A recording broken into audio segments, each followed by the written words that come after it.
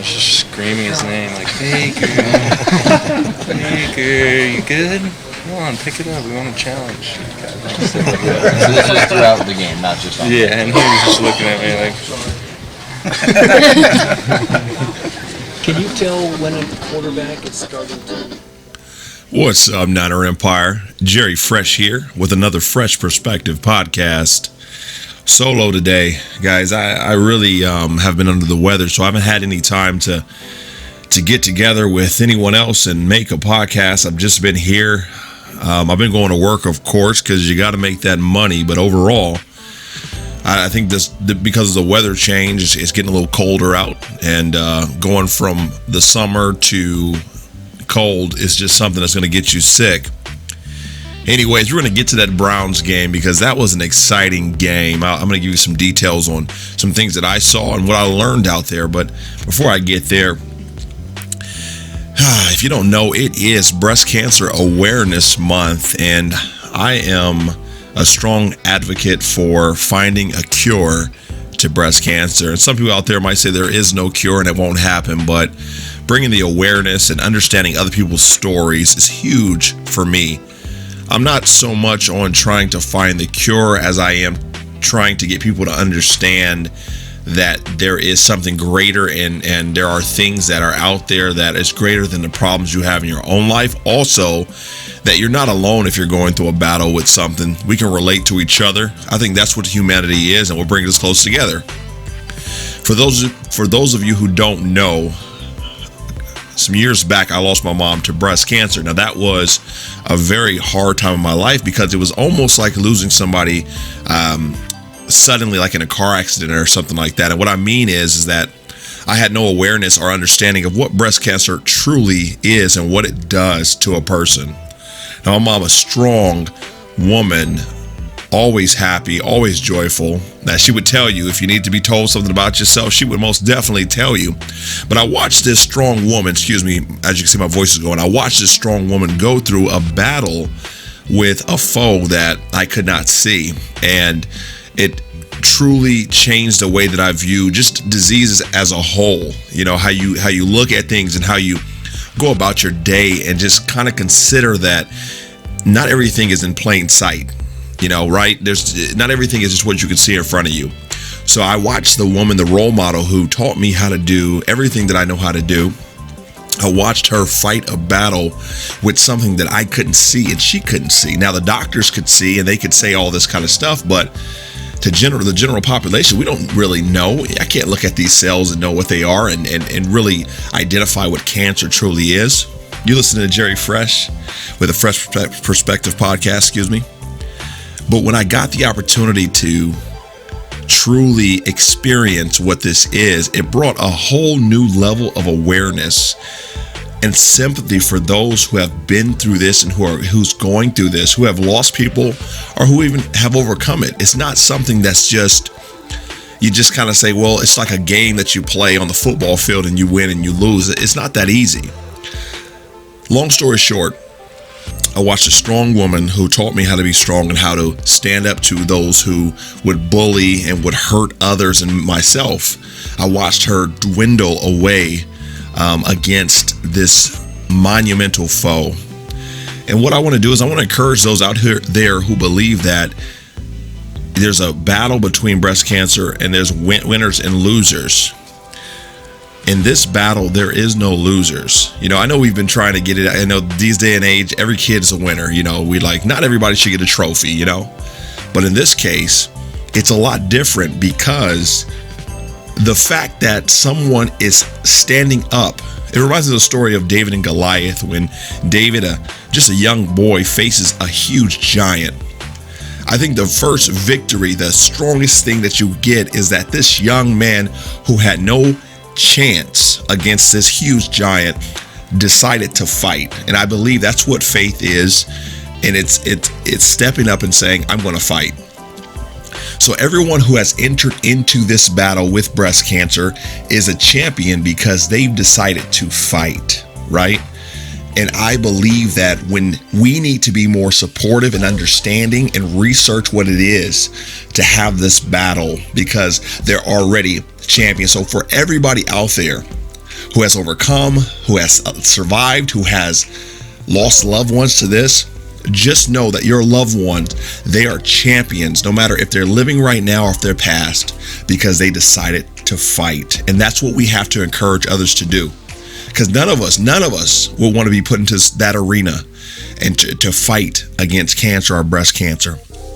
Anyways, just want to get that to you. I want to shout out to all those who are battling and who have overcome and who have lost their lives and family members, all those people. I want to say that you're not alone, and that there's people out there who have been through this, who have overcame it. And there's people who have lost family members and who are still moving forward. I'm one of those.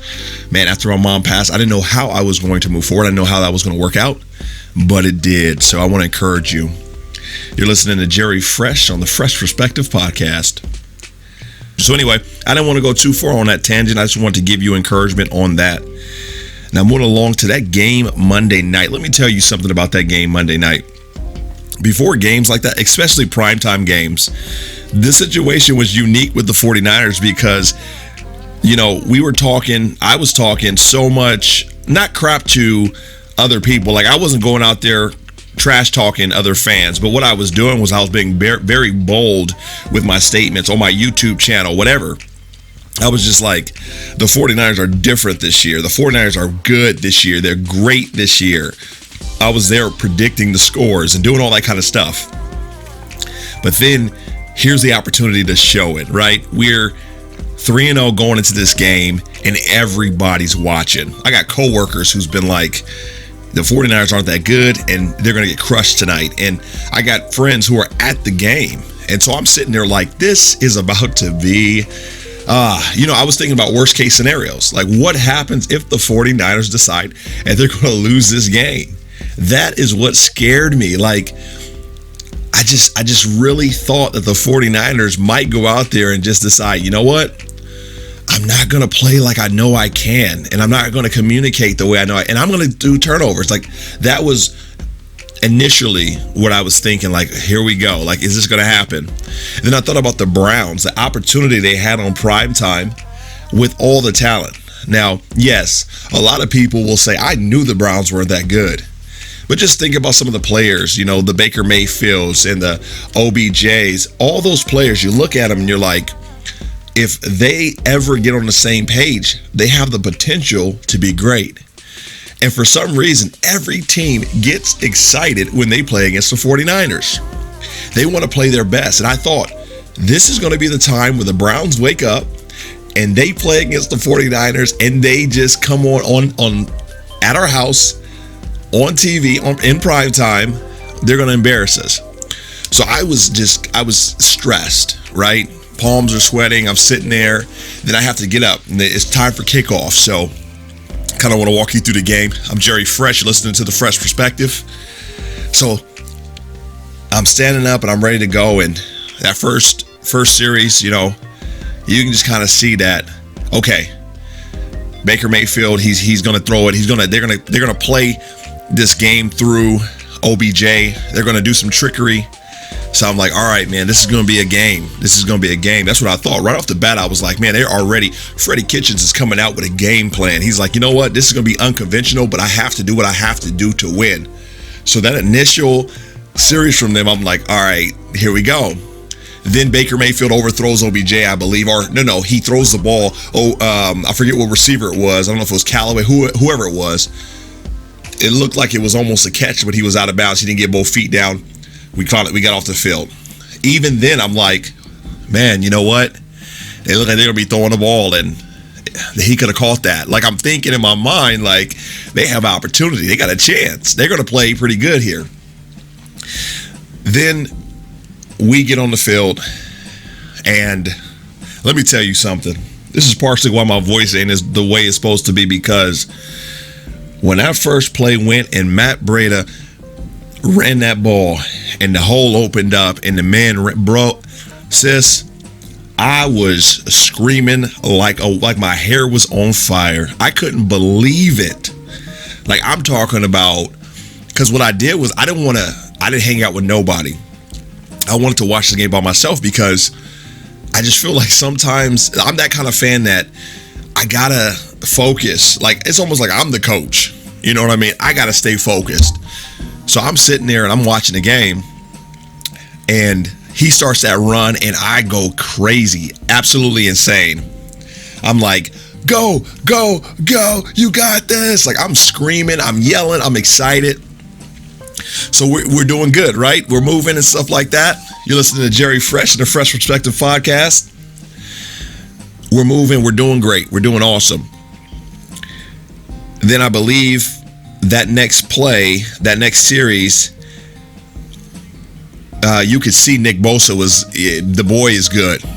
Real quick, for everybody who thought that Quentin Williams was the right choice, stand by that, because like Richard Sherman says, stand by what you say. I don't know if you noticed, but Quentin Williams' name has not really been being called, and he's been pretty much injured.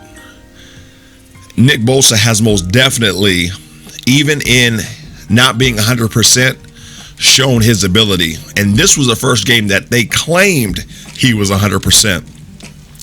The man still had a wrap on his ankle. That man ain't 100%. With a high ankle sprain, you ain't never 100%. It's going to take a long time for that man to be 100%. You got about 90% of Nick Bosa, and the man is unstoppable. Just get ready for that. So I just want to, just real quick, and then the fans that called out Nick Bosa, when you leave a comment, or you whatever you're gonna do, apologize and admit that you were wrong. I'm tired of stuff erasing, like somebody says something and then you never hear it again. All of a sudden all fans of Nick Bosa. No, you got to go back and say, you know what, I made a mistake. Go ahead and admit that, because you see him playing out there. Number 97 is a straight up dog. He's out there playing. He's doing what he has to do. So that second series for the Brown, Nick Bosa comes out. He almost gets to Baker. Baker rushes that throw. And to me, this is better than a sack. Now think about this. Yes, his stats are padded very well when he's sacked. But what if Nick Bosa, every time he got back there, the quarterback hurried the throw and it caused a major incompletion on third down or an interception? Would you rather have the sack and just, okay, he lost yards, he gets the stats and maybe they have to punt? Or would you rather have an interception or a major turnover or the opportunity, right? Yeah, there's opportunity in the sack because he showed you, he can strip the ball, he can cause fumbles. But man, I love the way that Nick Bosa, before our eyes, is transforming or getting used to the game. It's getting better. He's already a tactician, but you got to understand something. This is the NFL. Nick Bosa, yes, he's a ready-made guy, but he's still learning the tricks of the trade. He is not an Aaron Donald yet. And why I use Aaron Donald, even though it's at a different position, is because Aaron Donald has played at the highest level to be considered MVP. Nick Bosa has the type of potential to be that type of player. You can already tell that when he gets everything lines up, he will be unblockable. He just has that ability. Part of that is you see him rush around the edge and get Baker, but then you see him double team and he has the power to push through. He can line up at the defensive tackle position and or move out. His frame is kind of compact. He's very strong. I'm not comparing him as far as body type or skill to our boy over there with the round. I don't want to say his name anymore. What I'm saying is that Nick Bosa has the ability, with what he can do, with the strength of power and speed, to be an MVP caliber defensive player. I was just impressed. I was impressed by Nick Bosa. Anyway, so Richard Sherman comes up with that interception. It's amazing. It's awesome. You're sitting there, you're like, man, this is awesome. This is awesome. So we do that. We end up scoring. I think Breda scores again on a nice Jimmy G pass. He holds on to it. The game is going, but I'm still not feeling like we're out of trouble. You're right. Like it's 14. The Browns they're still moving the ball pretty well. I'm not going to break down every situation in the game, but all I can say is that as it's going back and forth, you could tell that the only thing that was stopping the 49ers was themselves, whether it be missed throws, missed kicks, miscues, whatever it was the 49ers. I don't feel like the Browns were able to stop the 49ers. Now, There was a couple of plays. I think Jimmy was sacked 2 times. And those, of course, I think one of them he held the ball a little long.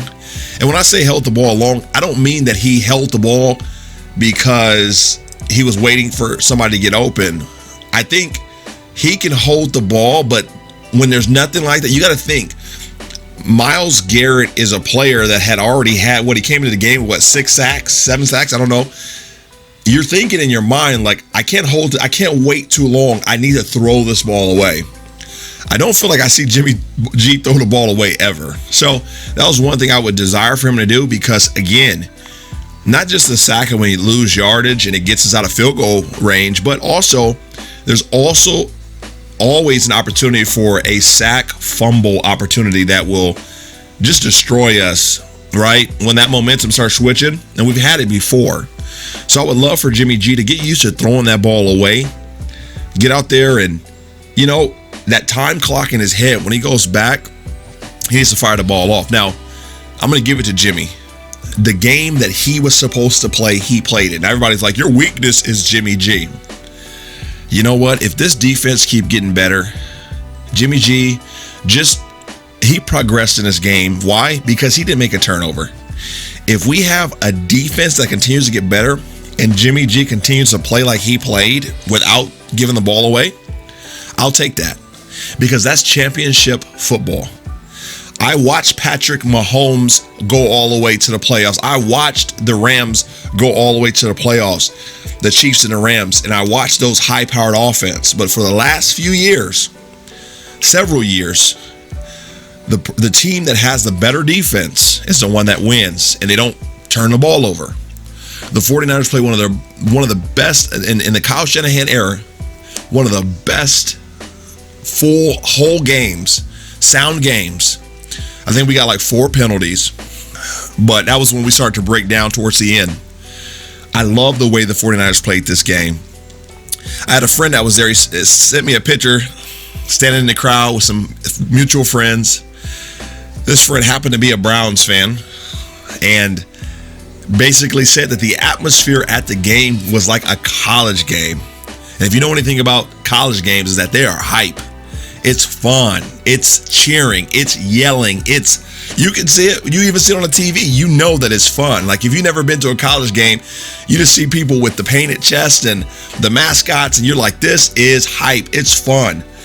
And that was the way that the game was played at Levi Stadium. Now, why am I bringing this up? Because I believe that with the battle that the 49ers have been having with Santa Clara, with the different things that's been going on, Levi Stadium has not seemed like home to the 49ers. It just has not. The 49ers went in there. They played against the Steelers. It felt like a game where they were away. Like, the road games that we played before the Steelers felt more like at home than we did at Levi Stadium. We needed to have a win like this in Levi Stadium. It was the maturation of this place as our home. And I love the way the 49ers came in there and they just went in, took no prisoners, and just had their way with the Browns. You're listening to the Fresh Perspective Podcast with Jerry Fresh. Thank you so much for always listening. I love the 49ers mainly for the way they executed under Kyle Shanahan. We have been waiting for Kyle Shanahan just to show that offensive prowess. Like, we've seen the defense, we've seen it start to flash, but Kyle Shanahan and the way that he runs and counters and the way that he blocks, it is almost like you can plug and play offensive linemen in there and it really doesn't matter. We just lost Mike McGlinchey for 4 to 6 weeks, and honestly, only because of what I've seen him do with Skule in place of Staley, I'm not too worried. Now, I know Mike McGlinchey is awesome. He's a good, solid right tackle. But the 49ers continue to show that they have depth and that the system, the scheme, the team it's great. It's greater than any one player. That Kyle Shanahan's schemes are so intricate in what he could do that he can cover weaknesses and he can bring up those who may not be good in one area. He could say, you know what, I'm going to play to your strengths. And that's huge for a coach to be able to do that. And I love seeing Kyle Shanahan do that because you continue to see offensive lineman, defensive lineman, whatever it is in this team, the whole mentality is that it's the next man up. It goes together with the all gas and no brakes. It's like we should have slowed down when we lost Joe Staley. No, we're going to keep going. Then you get the news about Hurd and players going on injured reserve, and it's like, man, we were waiting for them. And then this game happens, and Kyle Shanahan kind of flexes and says to the fan base, like, look, when they're ready, I'll put them in there. But for right now, I'm going to use the pieces I have, and we're going to be successful. Fam, let me tell you something. When you throw the ball on somebody, yeah, it sucks. It's more annoying when you watch your team get lit up by like a Pat Mahomes and the Chief. That's more annoying, right? You're like, man, it's like one of those, like a fly or something. It continues to buzz in your face and you're swatting it away. It's annoying. But when you really, truly can run on somebody, it's taking their will away. It is, you are overpowering them, and you're standing over them and you're saying you're weak. It reminds me when I was a young boy, my older brother, he was, of course, 3 years older than me, stronger than me, developed more than me, faster. And I used to get so angry at him, and I would try to go and attack him, and he would just finally get fed up, and he would grab me by both my arms, hold me down. And there's nothing like being held down by your older brother and knowing, I mean, you're trying to get out of there, you're trying to fight, and he's like, no, you will not move. I'm showing you right now that I have the power, I have the strength. I feel like when you run the ball like the 49ers did against the Browns, you are letting somebody know that you are the big brother and they have no strength. You dominated them, and there's nothing that they can do about it. And for coordinators, for Kitchens over there, it had to be, that was painstaking for them to probably have to watch that. Like, man, they're having their way with our offensive line. Our defensive line. They're doing whatever they want to do. Offensive line. Honestly, we had our way with both of the offense and defensive line. You listen to the Fresh Perspective podcast with Jerry Fresh. I love the way, that mentality that the 49ers have. And you think, well, we need big bullies up front. Like, I actually wanted to draft a interior lineman that had just a bad attitude. Like somebody, like back in the day, like we had the guys when Jim Harbaugh was here. We had the big guys, you know what I mean, that were in there. Upati, you know what I mean? Like we had guys in there that were Anthony Davis. Like we had guys in there that were just ready to maul people, and you're just like, man, you could see that. But Jim Harbaugh is a certain type of coach, and Greg Roman was a certain type of offensive coordinator who needed the right, I would say you needed to see those tangible pieces. Like, okay, I can see that guy mauling that guy. Like he's a bully. He's a bully. Put him in there. The genius of Kyle Shanahan is he'll identify traits and players that he can use, and us fans are looking, and other teams are looking like, what? Skule, please. Somebody's going to have a field day with him. Watch out, Jimmy. Like we look and we're like, man, there's no way that player can be successful. But Kyle Shanahan is so genius with it that he allows you to think a certain way, a defense to think a certain way, and he'll use the very player you thought you were going to dominate to shut you up, shut you down. You listen to the Fresh Perspective podcast with Jerry Fresh, talking about the Browns when they came to play against the 49ers on Monday Night Football. I was very nervous, but as the game continued on and Kyle Shanahan showed he flexed on the entire league. Man, if I'm any team in this league, if I'm watching that game, I'm calling up my defensive coordinator. I'm like, listen, that translates. What he just did, it translates. So when they come, either if it's on our schedule or in the playoffs, we need to be ready because they're going to be a headache. Even if I'm Bill Belichick, I'm like, man, here we go again with this Kyle Shanahan. It was a time where we had to play them, and they could have, man, if they would have had a defense, they would have crushed us in that Super Bowl when we faced the Falcons. Look at him now. He has his own team. Get ready. We gotta continue to grow this defense. Now I'll give it to the Patriots. The defense that they have now is way greater than that defense. They have a great defense that they're running right now. I believe it's really good, but the way Kyle Shanahan exploits teams, the way he's running the count, whatever he's doing out there, it is damn near unstoppable. It's amazing to see. So before anybody just kind of says, well, we can just stop this, we'll do this. What else is he going to do? Kyle Shanahan may say, okay, you're going to stop my run? I'll do this to you. And then I got play action. It is amazing to watch the pieces that Kyle Shanahan has put together. And it wasn't like in free agency, we spent a lot of money and just signed all the top players. We didn't do that. People were like, you overspent for somebody. Juice check. This man is one of the last true fullbacks in the league. We paid him a lot of money. Probably the highest paid fullback in NFL history. I believe he is. But when you watch him and the way Kyle Shanahan puts him into position to be successful, you're like, oh my God, my mind's blown. Kyle Shanahan, look what he did. Just look at this. Last year, George Kittle broke records for what he was doing. He was the main guy. But now defenses caught on to that.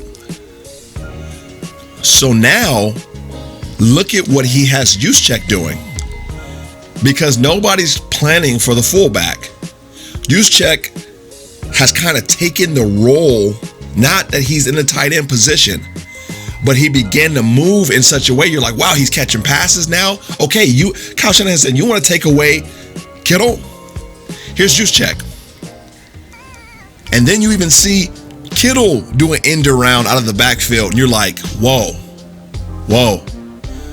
Kyle Shanahan will do whatever it takes. Okay, you're going to take that away? I'm going to use this. You're going to take that? I'm going to use this. You're going to take that? I'm going to use this. I'm going to use this. I'm going to use this. Get ready, fam. It's the reason why they even drafted a kicker that could do what he could do. He can run and stuff like that. Don't be surprised at what Kyle Shanahan will do in order to get a victory or in order to exploit the other team. You're listening to the Fresh Perspective Podcast with Jerry Fresh. Kyle Shanahan continues to impress me. I am even more impressed with John Lynch, having no front office experience, to go in and to begin to build a locker room, a team, a foundation of integrity. I've said this before. It is something that we overlook. We're like, can John Lynch do this? Can he do that? He doesn't know this. I love the type of players that he's built in there. I love it. You see a Richard Sherman. Not everybody was excited when majority of us was like, what? Richard Sherman? But there are some traits and some leadership in Richard Sherman. Yeah, he's feisty. And yeah, he was a certain way when he played with the Seahawks. But when he was with the Seahawks, that's what it was called for. Look at his rah-rah coach, just hype. And they needed that defense to have a certain mystique, a certain face that they put on. But Richard Sherman is probably one of the most intelligent defensive players in the league. He's a great leader, and he brings championship experience. I love what he brings to the team. I love that he supports Jimmy G, even though the rumors was that he wasn't supporting Russell Wilson in Seattle. He supports Jimmy G. The pieces, I'm saying all this because Kyle Shanahan and John Lynch work hand in hand together. A great team. Somebody said, well, it's funny how rumors work. Kyle Shanahan and John Lynch are not on the same page. 4-0 says different, baby. 4-0 says different. I love the way that this team is working cohesively. I love the way the locker room is working together cohesively. You see people getting out there and playing, laying down their bodies. Man, and it's so cool because you don't want anybody to get hurt, but it's almost like a war the way that they're they're stepping up for their brothers. I can see like the 49ers, like wartime, if you can imagine, like somebody gets hit or something happens and they don't leave them behind, they drag them off, and then the next man steps up and goes in. You're seeing a team. Jim Harbaugh always said it, the team. I feel like the 49ers are encompassing that. They are about the team, and I love to see it. You're listening to the Fresh Perspective Podcast with Jerry Fresh. I am so happy that we won that game. Like I said, I was very nervous at the beginning, but as it went on, I got better. You know, I finally got to sit down. I finally got to relax, drink a beer. It wasn't anything crazy. I was just relieved, you know, and I was happy. And I asked my buddy, I said, you know, what was the atmosphere? I know you said it was like college, but just overall, what did you see on that field? And he said that the 49ers are a really good team. They're a really good team. He did mention that Jimmy G, that was the only thing that he could think of as a outside fan, was that Jimmy G might have been their only hope. Like a mistake from him, or just because he was throwing the ball in the dirt sometimes. But Jimmy's going to get better. Jimmy is getting better. And like I said, if Jimmy continues to play the game that he played, I don't care if you call him a game manager. As long as he doesn't turn that ball over, I'm okay with that. Now, there will come a time where Jimmy G needs to throw that winning touchdown in order for us to go to the next game, or in order for us to advance, or whatever it may be, to win. He will get there. Kyle Shanahan will have him ready. But when you have a running game like we do, when you have a coach like we do who's scheming it up, you ain't got to worry about nothing like that.